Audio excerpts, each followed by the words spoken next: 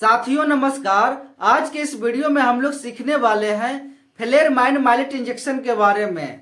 यह इंजेक्शन पशु को कब लगाया जाता है, कब नहीं लगाया जाता है, पशु के कौन कौन सी बीमारी पे काम करता है, क्या डोज होता है, क्या रूट होता है, दुधारू पशु को लगाया जाता है या कि नहीं लगाया जाता है, या फिर गाभिन पशु को लगाया जाता है या कि नहीं लगाया जाता है। यह वीडियो आपके लिए बहुत ही नॉलेजेबल होने वाला है, इसलिए वीडियो को आप पूरा देखिएगा, स्किप करके ना देखिएगा, क्योंकि इस वीडियो में आपको फ्लेरमाइन माइलेट इंजेक्शन से जुड़ी जितनी भी जानकारियां होगा इस वीडियो में आपको मिलने वाला है, इसलिए वीडियो में आप अंत तक बने रहें। आइए बढ़ते हैं वीडियो के आगे।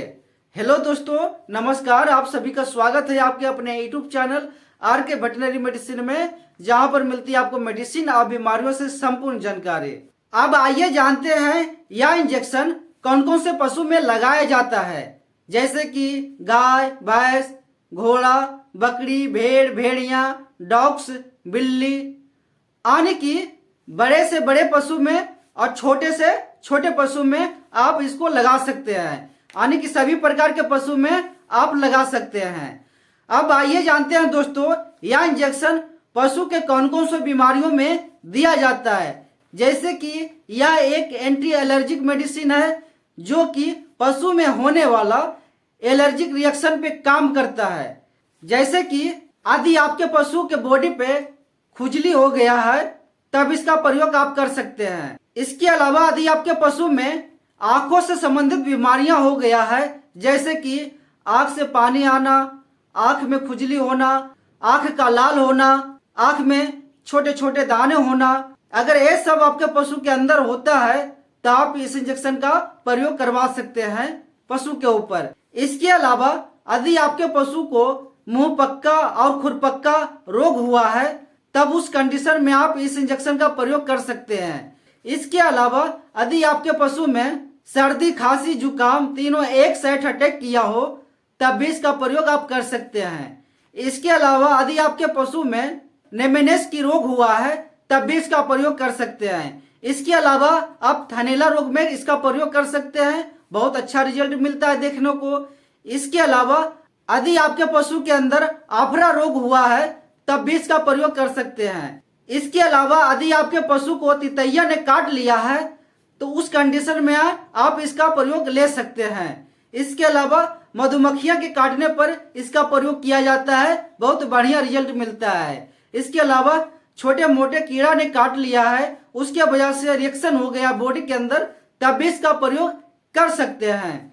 इसके अलावा दोस्तों किसी मेडिसिन के साइड इफेक्ट के कारण से रिएक्शन फैल गया हो बॉडी के अंदर तब भी इसका प्रयोग किया जाता है। वो चाहे एंटीबायोटिक से रिएक्शन फैला हो या नॉर्मल दवाई से बॉडी के अंदर रिएक्शन हो गया हो, यानी कि फायदा करने की जगह नुकसान कर गया हो, तब इसका प्रयोग आप कर सकते हैं, उसमें बहुत बढ़िया रिजल्ट होता है। इसके अलावा किसी एंटीबायोटिक मेडिसिन लगा रहे हैं तो बाद में इसका भी प्रयोग किया जाता है, क्योंकि उसका साइड इफेक्ट को रोकने के लिए यह इंजेक्शन साथ में दिया जाता है। इसको लगाने से साइड इफेक्ट का खतरा कम बना होता है, इसलिए साथ में इस इंजेक्शन का प्रयोग आप कर सकते हैं। इसके अलावा यदि आपके पशु में नाकों से संबंधित बीमारियां हैं तब भी इसका प्रयोग कर सकते हैं, जैसे कि नाक से पानी आना, बराबर पशु को छींकते रहना, नाक में छोटे छोटे दाना हो जाना, उस कंडीशन में आप इसका प्रयोग ले सकते हैं, यानी पशु के ऊपर करवा सकते हैं।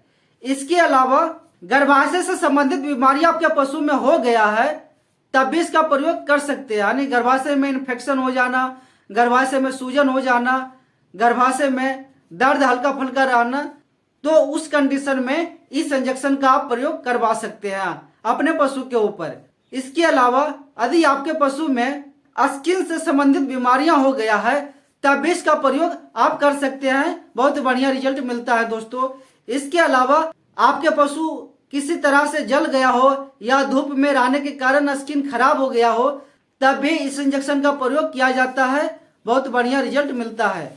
इसके अलावा यदि आपके पशु के बॉडी पर किसी प्रकार से सूजन हो गया हो तो उस सूजन को कम करने के लिए यह इंजेक्शन का प्रयोग आप करवा सकते हैं पशु के ऊपर। इसके अलावा यदि आपके पशु खाना पीना कम कर दिया हो तब यह इंजेक्शन का प्रयोग आप करवा सकते हैं।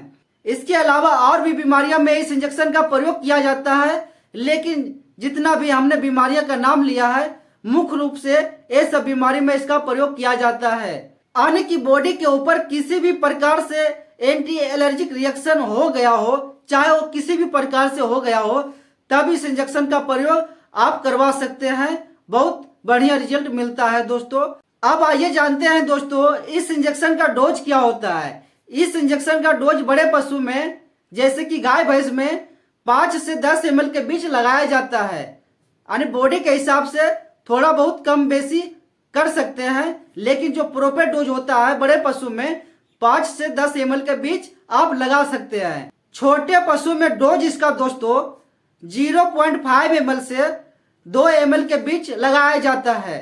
अब आइए जानते हैं यह इंजेक्शन को किस रूट से पशु में लगाया जाता है। इसको 2 रूट से लगाया जाता है, इंट्रामस्कुलर और इंट्रावेनस, यानी कि IM IV।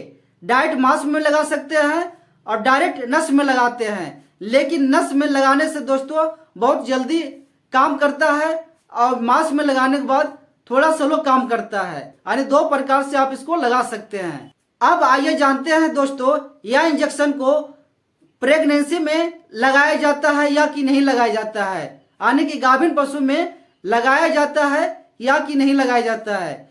यह प्रेगनेंसी सेफ है दोस्तों, आप इसको प्रेगनेंसी में लगा सकते हैं, किसी तरह का कोई भी खतरा नहीं होता है। अब जानते हैं दोस्तों दुधारू पशु को यानी दूध देने वाला पशु को लगाया जाता है कि नहीं लगाया जाता है। आप दुधारू पशु को लगा सकते हैं, किसी प्रकार का कोई खतरा नहीं होता है। जो उस पशु का दूध होता है यानी 2 दिन तक आपको यूज में नहीं करनी है, तीसरा दिन आप यूज में ले सकते हैं। दोस्तों फ्लेरमाइन माइलेट इंजेक्शन से जुड़ी जितनी भी जानकारियां थी लगभग इस वीडियो में हमने बता दिए हैं।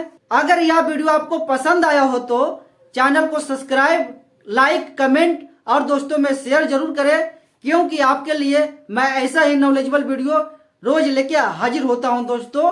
जय हिंद।